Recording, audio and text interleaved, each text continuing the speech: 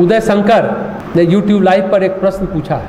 उन्होंने हठयोग पर दीपिका के शायद तीसरे अध्याय के 47वें 48वें श्लोक का हवाला दिया। पूछा है कि गोमांस भोजन तम विविध भर चारुण्यम, अर्थात जो नित्य गोमांस का भक्षण करते हैं और चंद्र से झड़ते हुए अमृत या अमर वारुणी का पान करते हैं वही कुलीन है, अन्य कुल घातक है। गो का अर्थ है, इसमें लिखा भी गया है, जिह्वा, यानी ताल में प्रवेश करती है, वह गोमांस भक्षण है।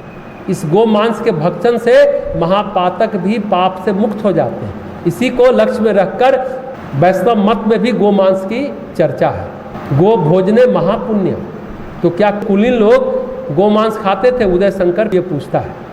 कहीं कहीं तो कुछ इतिहास के लेखकों ने NCERT में भी लिख दिया कि आर्य लोग गाय का मांस खाते थे। देखिए भ्रांति कहाँ पैदा होती है। हठयोग पर दीपिका, जिस पुस्तक का हवाला उदय शंकर दे रहे हैं, गो की चर्चा है, गौ की चर्चा नहीं है। गो और गौ में फर्क होता है। गो मतलब इंद्रिय भी होता है, गो मतलब जिह्वा, और गो का अर्थ होता है प्रकाश की किरण, गो का अर्थ होता है इंद्रिया। इस श्लोक में कहा गया जिह्वा, ताल से स्पर्श हो, खेचरी मुद्रा जिसको कहते हैं उसी को गोमांस का भक्षण कहते हैं। क्या है? जीव को आप तालू से सटा लीजिए तो आप ब्रह्मांडीय ऊर्जा लेते रहेंगे, तब आपको नींद, मतलब सोने की जरूरत नहीं है, खाने की जरूरत है, मतलब नींद, भूख, प्यास सब मर गया। ऐसे लोगों को हम मिले हैं। देवरावा का नाम आप लोग जानते होंगे। उनको कभी कोई खाते नहीं देखा, कोई सोते नहीं देखा।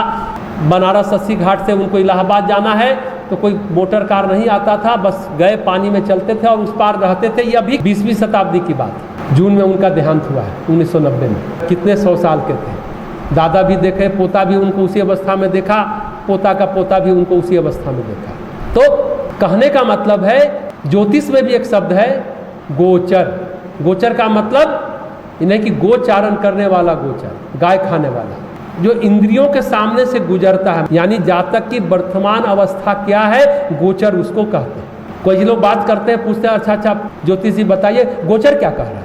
तो ये गोमांस भक्षण पर जो मन में शंकाएं उठती हैं लोगों को, ये योग शास्त्र में लिखा है हठयोग पर दीपिका में कि जैसा हमने कहा जिह्वा को तालू में लगाना, खेचरी मुद्रा को जब कर लेंगे तो वहाँ से अमृत गिरता है। चंद्रमा के पास अमृत का कलश है ना, समुद्र मंथन में जो निकला। इस श्लोक में वही व्याख्या की गई कि अमृत झरता है, अमर तत्व की प्राप्ति होती है और उसे गोमांस का भक्षण यानी अमृतपान कहते हैं। पर यह बात लिखी क्यों गई?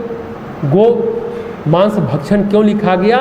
देखिए इस तरह के प्रतीक बिंदुओं का प्रयोग क्यों किया जाता है, ये बातें लिखी क्यों जाती हैं? इसलिए योग को गुप्त और गुह्य विद्या माना जाता है। गुप्त शास्त्र माना गया है योग और तंत्र को, जो शब्दों के अर्थ लेंगे इस तरीके से, गो को गौ मान के गौमांस का भक्षण करेंगे, वो तंत्र और योग के परिणामों से वंचित रहेंगे। योग और तंत्र में ऐसी ऐसी चाबियां हैं जिससे ब्रह्मांड की शक्तियां आने लगती हैं, तो वो शक्तियां अनाधिकारी व्यक्ति को, अपात्र को न मिले, इसलिए जानबूझकर ये भ्रम पैदा किया जाता है। तो जो गोमांस का भक्षण समझेंगे उनके पास ब्रह्मांडीय ऊर्जा की शक्ति नहीं आ पाएगी। इसलिए मदिरा मांस जो समझते हैं खाइए और मस्त रहिए।